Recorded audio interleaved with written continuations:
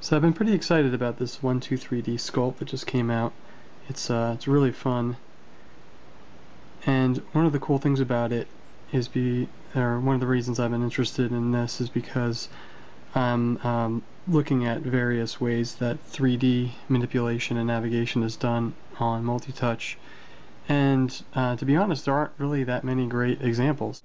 123D Sculpt is the latest iOS app from Autodesk, and there's some really nice things about it. You know, the navigation is kind of following patterns that are evolving, mainly that you've got clicking in white space gives you a free rotate, and then pinch gives you zoom,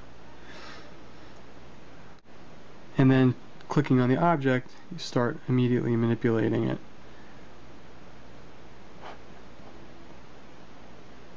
And so it has a similar set of tools that Sketchbook has, so mainly the symmetry button. So you can manipulate one side, and the symmetry button gives you this little blue line that indicates that you're working in symmetry. You can't, that I can tell, you can't manipulate where the symmetry goes. So you've got all these various shapes you can start with, but I kind of like just starting with sort of some pure geometry here, so I'll start with this elliptoid. And you've got various tools along this toolbar here. And then you can also start to deform. So I'm going to sort of pull these legs down here. Oops, but I'm going to undo, because that was a little bit too close to the edge here.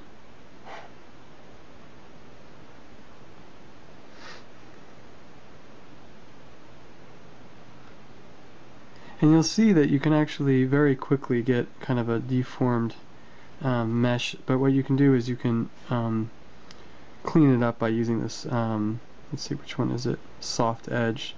So this is the soften, oh no, I'm sorry, that's sharpen, this is soften. So I can kind of somewhat fix those areas that got kind of, whoa, zoomed in. Okay, so I'm not really sure what's going on here, but let me just soften those out. Yeah, that works pretty well. So I start to get this sort of this sort of animal form here. And if I want to layer on, let's see here. Oh, it's not working.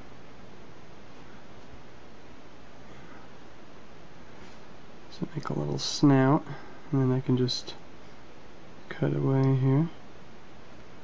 I'm getting a little bit performance issue, okay. And I got a little piggy snout, and then I can kind of carve away the eyes here a little bit. Maybe give him some ears. Well, more like horns, but you end up getting sort of, this thing tends to get you in a direction of creating these sort of weird sort of life forms. That seems to be the best thing that I can produce with this. And then you can also go into paint, which is kind of cool. So I can just pick a brush, give him that pink color, start to paint, which is kind of nice. And it's, you know, painting all along the object here. And maybe I'll do a little mixing.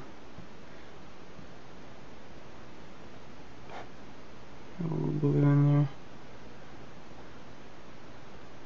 And then what you can do is, which is really nice, is you can start to overlay some imagery. So they've got like eyes, so it's some good. These all look a little bit scary, but I'll be kind of scary pig eyes. So I kind of line that up as best I can and paint. And now he's got scary eyes.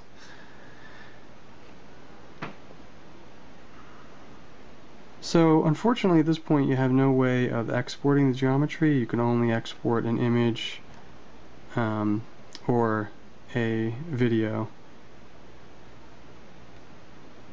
But I'm assuming in a later date they're going to add some geometry export, which would be nice.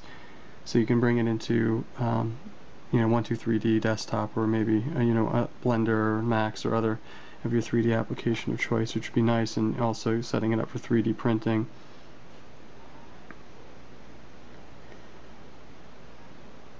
So that's pretty much 123D Sculpt. It's really fun. You could play around with it for hours, making kind of all kinds of crazy things. My kids are already been playing with it and kind of having a ball making weird creatures. But I think it's a really interesting direction in terms of 3D manipulation. You can start to really imagine other things that you could do with this in terms of adding a rig around it for driving objects parametrically. And you can also imagine, getting into faceted solids so that I could, grab an edge and start to manipulate edges and points. It's not really a far stretch to start imagining that type of manipulation beyond just this sort of clay sculpting, which is nice, but isn't really applicable to an architectural workflow. So it should be interesting to see where they go with this, and where we go as a company as a whole. So you can go to the App Store and download it for free right now. Have fun!